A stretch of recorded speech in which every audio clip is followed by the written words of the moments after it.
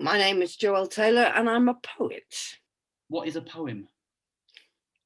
A poem, a poem is the distillation of ideas, events, feelings, internal worlds and external worlds into the smallest number of lines.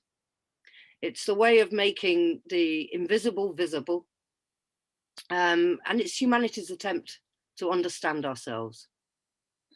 So is that a poem written down or a poem out loud? What would that be?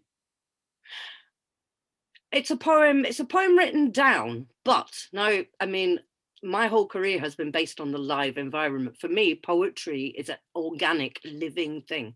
What I just said is absolutely correct, but the way we investigate it can be different.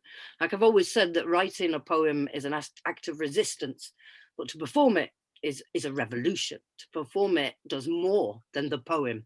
The poem now includes other people, it includes a space, it includes ideas of ourselves. The whole 4D of the whole world comes into the poem, the semantics of the piece. So I think poems are excellent tools for understanding, but also for challenging and overthrowing, supporting, validating. They're just wicked. So Joelle, you established SLAMbassadors.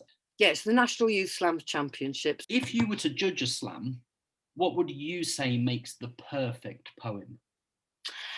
Right, well, I'm very glad you asked me that, actually, Owen, because I've been doing a lot of thinking around it. And of course, there are many ways to be perfect, but with my good friend Anthony Anaxaguru and myself, I've been looking at what makes a kind of perfect poem on a page and what makes a poem on a stage. So this is it, the golden ratio of poetry for performance.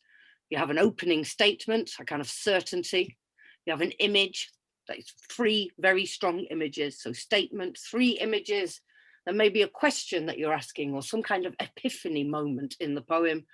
Follow that with another statement, 3 more images, an epiphany of some kind, and then the resolution, which is the point that you can let go of the audience. So that's the general idea. That's what I think is the heart of what makes a strong poem. And remember, slam is a 3-minute form. That's all it is. Like a sonnet is a form. It's just another form, and it's one that uses time. It's really interesting. It uses the temporal plane to kind of judge the poetry, as one of the judging factors. Essentially, what you're looking for as a judge when somebody's slamming is you want to be transported. You want to forget you're sitting there for a moment. You want to be excited. I love victory poetry. I want to stand up at the end of poetry, but I also want it to be like a tiny feather falling in a pond. You know, it's all of these things. Poetry is the breadth and the width of us. The other thing that I always I find interesting about slams, there's a feeling that they have to use a very sort of serious subject for their slam pieces. Well, okay. So some people disagree with me on this, but I'm very firm. I think the root of spoken word and slam is socio-political consciousness. It's a way we join with each other in very direct political ways, but also in much more kind of nuanced ways as a community. So that when you get up on the stage, you only have this amount of time. You have these 3 minutes. What are you going to say? How does it add to the world? Is it something that's part of the group? The spoken word clubs are not just about excellence. No, we had a huge drive towards artistic excellence, but they're about the people who aren't on the stage, are about bringing us into this space, not in a hippie trippy way, but in a way that it feels like we can affect change. So Joelle, my final thing is, do you have a writing prompt for us? Yes, I use this all the time, and I've used it with kids, prisons, refugees, organizations, wherever. Find a piece of writing, run to a book anywhere, don't even look at it, just grab it. It's called bibliomancy. You just literally grab something off the shelf, open it, put your finger in whatever line you find.